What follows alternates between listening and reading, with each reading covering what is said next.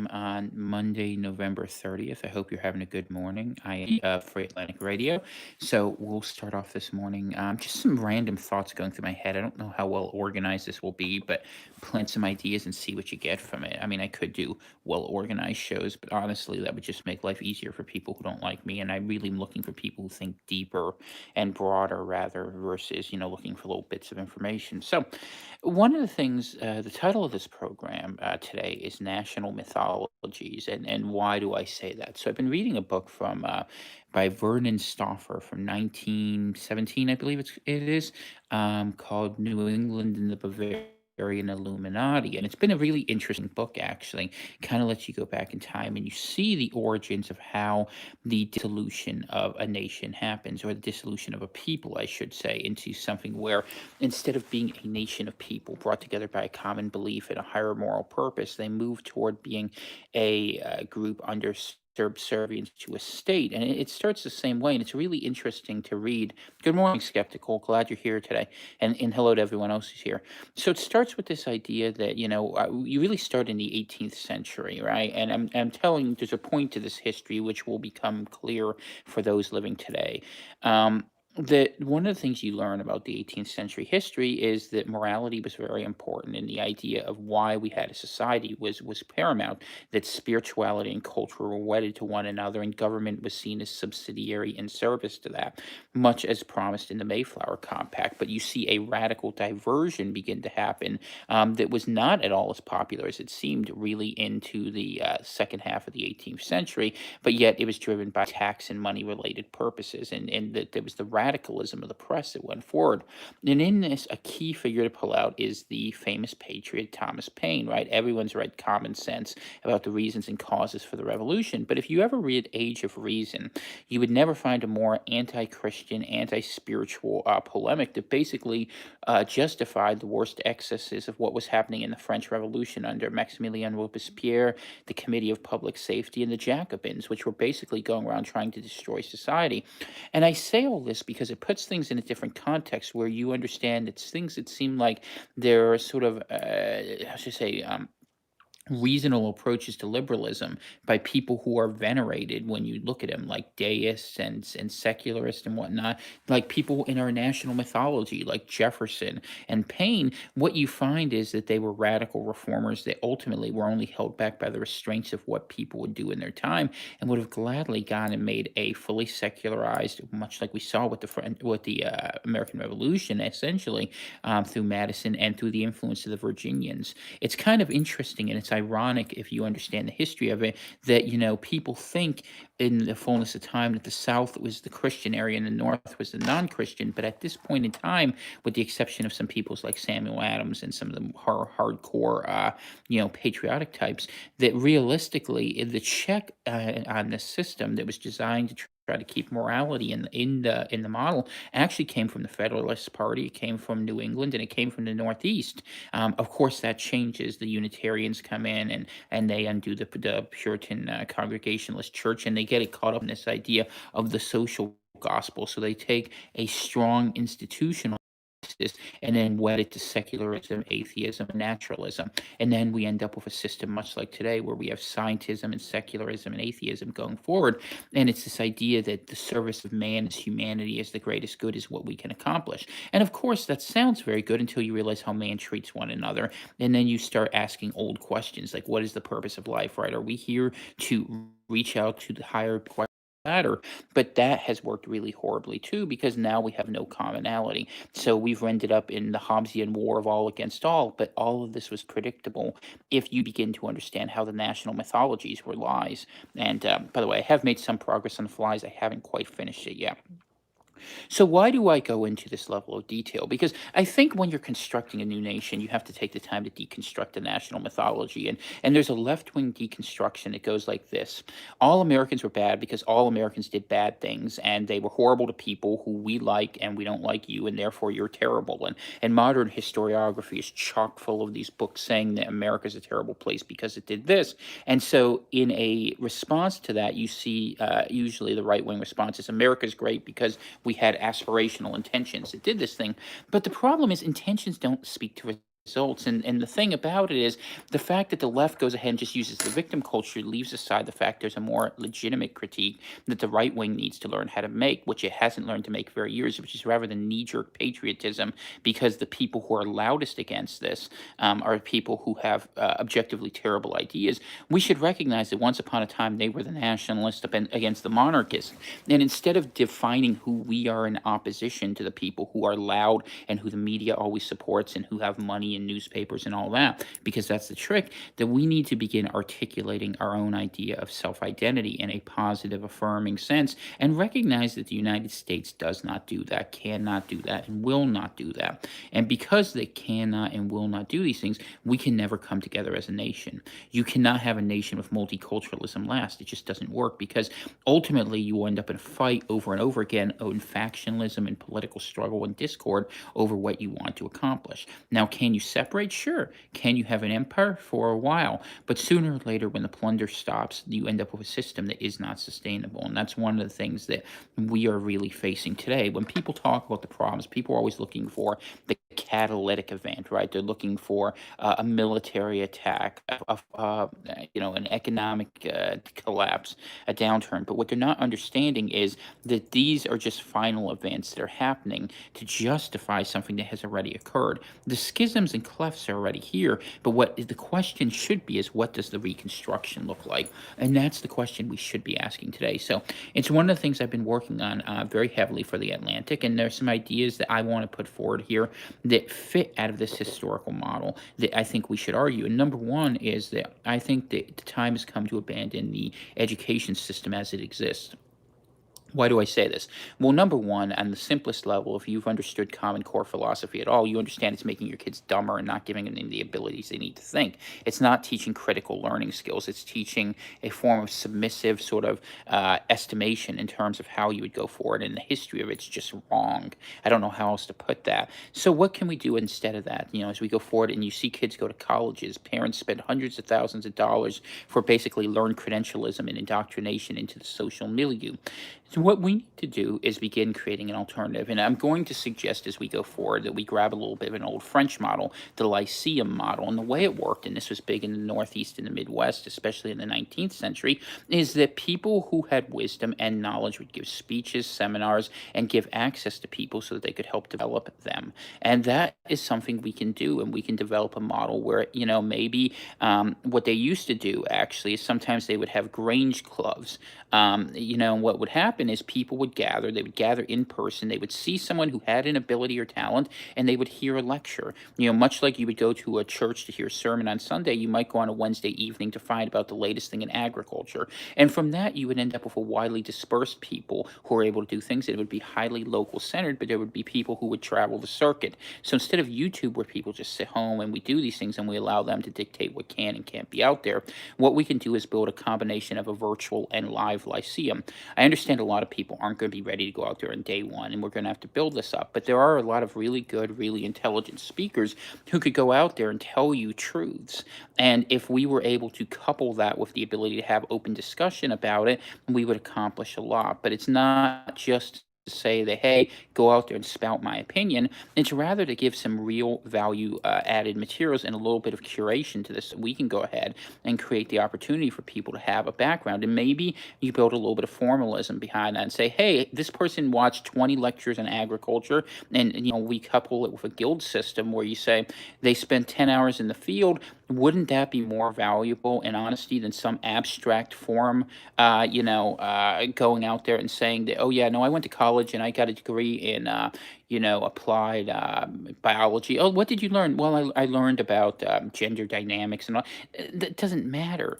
We could go ahead and we need to think more increasingly, as just John said rightly, as kindred, how we are going to begin building alternatives to the system. I mean, what we are doing in the Atlantic here is something that's really dynamic. We are basically building a shadow nation. And I say this because we have to identify what we are, what we're about. One of the key values of this is reason, and we want to use our ability to know and to learn and to work with one another to understand and apprehend nature. And the university system isn't it. The university system has instead become a propaganda mill. And it's very sad because if you know the history of the Ivy League schools, if you actually know what the Congregationalists who formed this were, they were designed to teach wisdom, not to go ahead and teach stupidity. Yet this is what we have over and over again. And the things that they actually teach just, I mean, even history as a field, what happens in history today is that they'll decide there's a certain social truth that they've assigned that they want to go ahead and say that they're going to make sure is promoted. And so they'll cherry pick through history, ignore big events, and find obscure ones in our whole histories. We need to have cross sectional diversity studies. Look, that's not where the action was. You might wanted it to be there, and Lord knows when we write about today, we're going to write about that stupidity. But that's not been very good for us. It's not been working, and we need to find a different way forward, a way that brings new forms of unity. And like I say often on the show, that one of the things we need to do is within the Atlantic understand a way to do that. So, as part of what I'm doing is that I hope to persuade certain other gentlemen of talent to go ahead and speak, and women as well, but mostly gentlemen, to be able to provide some wisdom and share that. And we may use that as a function in future networking sites, which we're going to be developing. And the purpose of these sites is very simple. So you can coordinate and collaborate and communicate with people in a way where you are not threatened. Because let's be honest, we live in a time where there are red guards who are going to threaten the people who go ahead and do these sorts of things. And the answer to defeating this is for people to gather locally where they can talk one on one and then build organic connections in communities that are beyond should I say, beyond ideology, that are really caught up in the living of the day. But I realize that sometimes you have to go online to go offline. And I know that we need to go ahead and build that out that way. Good morning, Ja. Good to see you. Glad all's in Utah. And yeah, we absolutely need subject matter experts, and we can have demonstrations, and maybe work to the point of having demonstrations in person. Definitely have some video work on that, and connect that to forums that are out there. And I will tell you, we are looking at doing something in a 4chan like format. And why do we do it that way?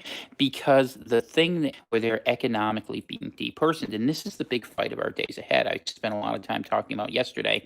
I'm not going to go into that level of depth today, but I will tell you this, that ultimately the fight for bodily sovereignty, okay? And what do I mean by that? The idea that you have the right to the integrity of your being versus the government having the ability to mandate changes to you, to your DNA, RNA, way you want to live.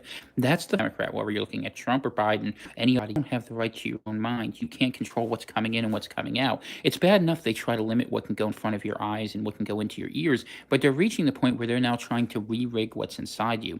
And that's really what the anti-vax movement, when it comes down to it, needs to recognize it's fighting. And they're not saying that you don't have a right to a vaccination. They're saying that you don't have the right to force wise. And it will go further. You have to have a chip in your hand because we want to make sure that you're doing what you say you're doing. And besides, it's all for safety and security. You better conform. That day is coming. It'll come within the next 5 years, and if my guess is right, within the next two, if they know what they're doing, and they seem to be pushing the thing forward. So those are the sort of things you have to begin standing against. And what happens is, to have individual self-sufficiency, you need collective collaboration in pursuit of a positive ideal. That's what Atlantic nationalism is all about, that we are beginning to build networks of resiliency and redundancy between one another so that when the system, no, we will not. And not because individuals might not make choices. They can make choices. If you want to wear a mask, wear a mask. If you want to get a vaccine. Those are your choices. But the fact is, those are your choices, not choices to be imposed upon you. And I do think they're very foolish choices, because I think in the end, what's going to happen is people are going to place trust in the wrong actor. More people, I think if I remember reading right, literally 10 times the amount of people have been killed by governments attacking their own people than they have in all the wars of humanity combined. Something to consider as we go forward in this.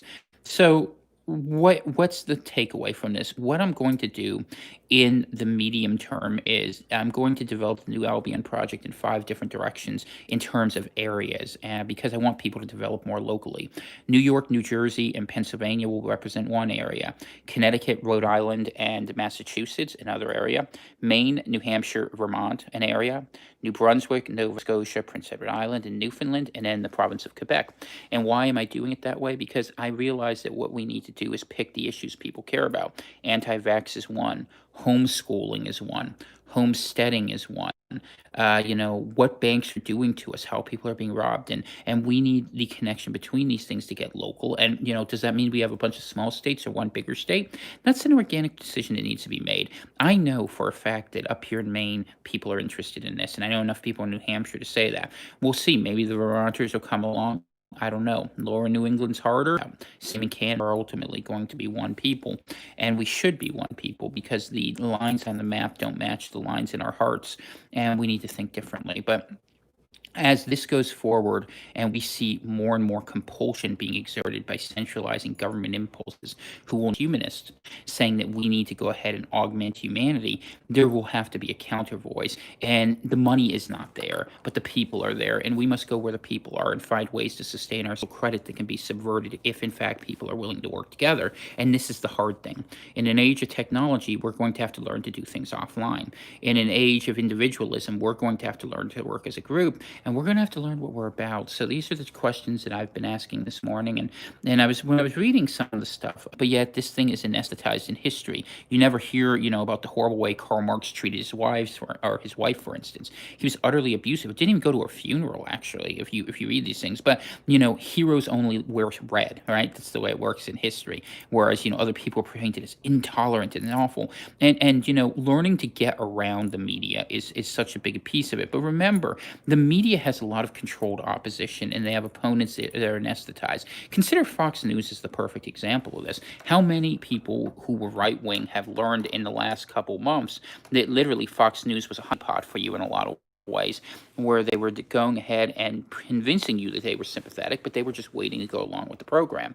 And that's why you got to know where people stand. And that's why one of the things about fifth generation warfare that we're perfecting is bringing the spiritual back to the political and saying, no, we're not making artificial separations just because you're used to it. We need to go ahead and talk about these issues as well. And it's not that the goal is to go back to have certificates of exemption and compel individuals in their belief, but rather to recognize that a broad way has to be made for people to be able to find things together in sanity. Otherwise, we won't get there. And I will tell you, secularism and every effort that's ever been tried has only ever led to human degradation, because a system based on humanity will develop humanity to meet its most basic desires. And what happens is, even for when we employ our virtues, we often do them in service of our vices. If you were reading about early New England, you would find that it was literally liquor production that actually ended up degrading the morality of it. And everyone enjoys a beer. You guys have seen me drink scotch more than once on this program. But what happens is that slippery slope is very real. And unfortunately, trauma is the only thing that seems to shake us away from it. So I do believe those traumas are coming, and I do believe we will have to be ready and organized. So what am I going to start looking? I'm going to look for men, especially, who can go forward and who understand the fights ahead and are ready to stand, and who understand that, we're fighting now for our souls in a war against people who don't really believe in humanity. And that's going to be a mission of great faith. It's going to require character, and it's going to require people to step up and do things they didn't think they were able to do. And, I certainly share that feeling, because, it's not the fight you're looking for. This has been the story of my own life.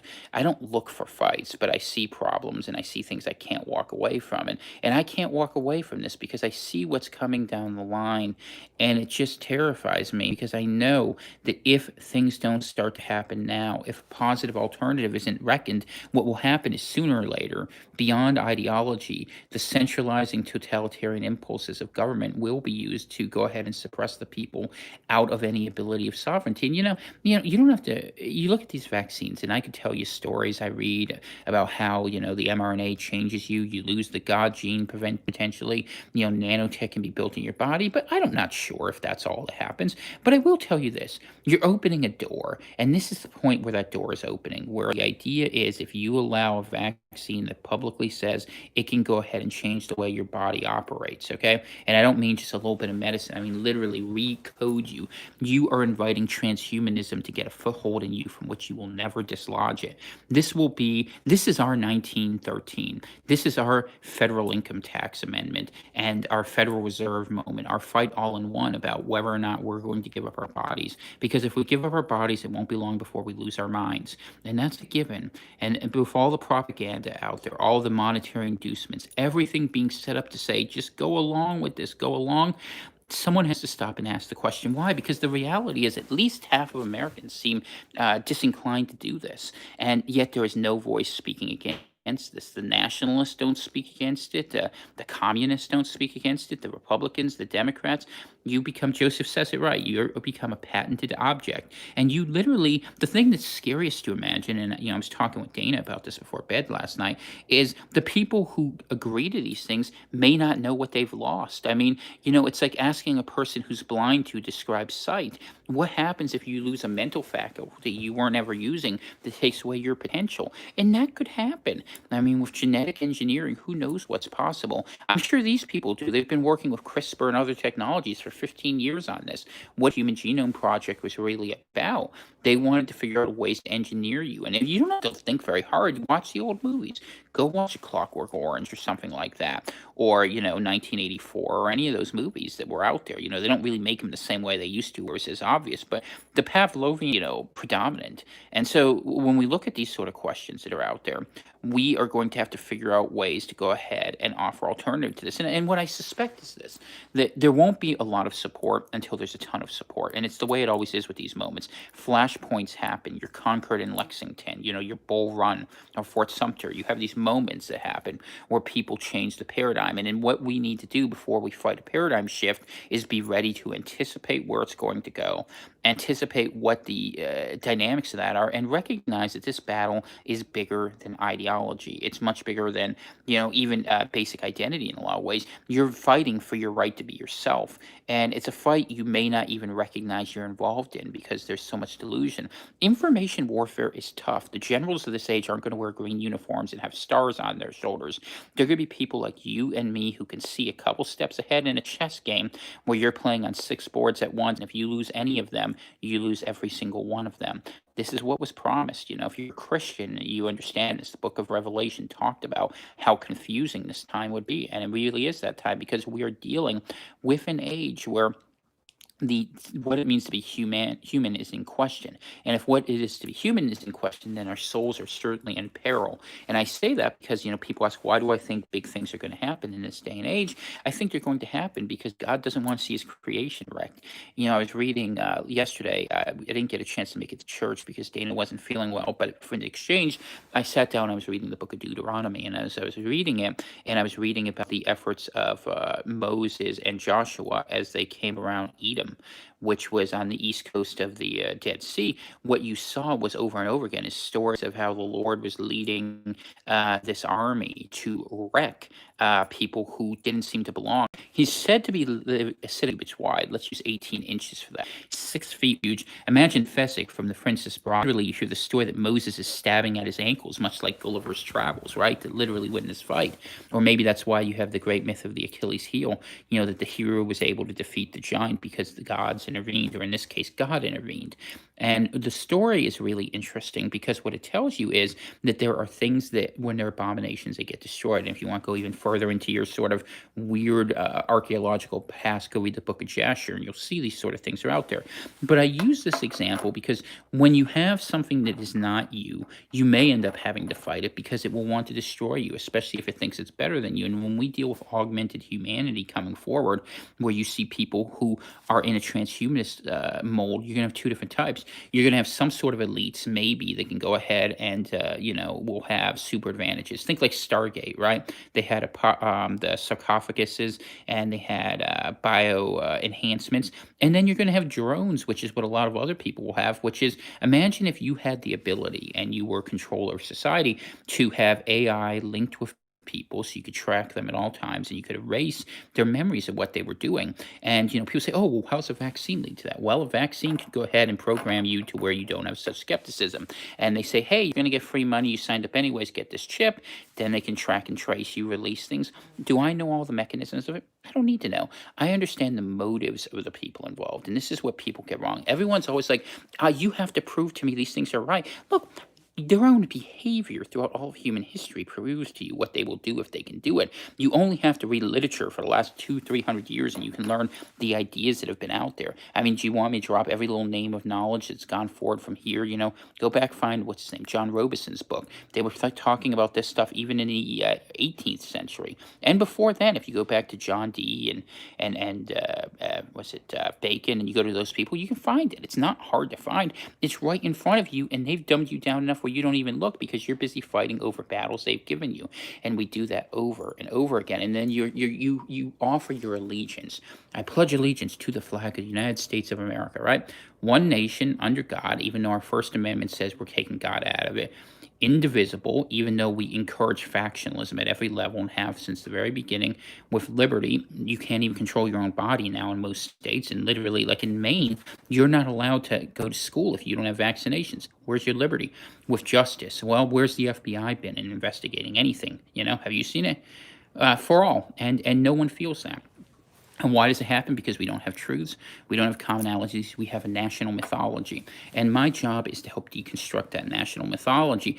Not because I hate Americans, I like Americans, and I think there were good intentions behind it. But good intentions under a bad system can only lead to bad outcomes. And this is how the subversion of the American people has happened. That we have followed along a path that has been set for us for a very long time that ultimately has evil origins. And it's the idea that humanity is the great good in and of itself. It's just not true. We're just not that smart. And I know people don't want to hear that. I don't want to hear that. Look, I'm a smart guy. I don't like saying these things, but a little bit of humility is called for because the reality is we've made a mess of things and we're not making things better. We're about to make things 100 times worse. And we need to take a big step back. And whatever that requires, it requires, because if we don't get it right soon, there might not be any more do-overs. If you reach the point where a majority of people just go along to get along and become part of a system, the rest of us could just end up hunted. And if you don't believe me, I'll give you a perfect example. I was reading a story in Manitoba up in Canada today where there was a church and they were having a drive-in service where the people weren't even getting out of the cars, and yet the mounted police go up there, or it's a district police perhaps, and they're charging people $1,200 fines just to go ahead and hear the gospel. They're not risking anything to anyone. They're not getting out of their vehicles. COVID isn't going to magically jump. And besides, I thought things weren't that bad in Canada. But it's not about that. You see, it's about something very different. And you saw this with Cuomo in New York. You've seen it with Whitmer in Michigan, all these sorts of people. And not just them. When we were afraid, 50, 5, 10, 15% of the people were going to die. But this ain't that deal. And besides, in any case, they're not even getting asked that you're not a patriot if you don't wear a mask. Well, I'm not a patriot then. I'm a patriot for a better nation.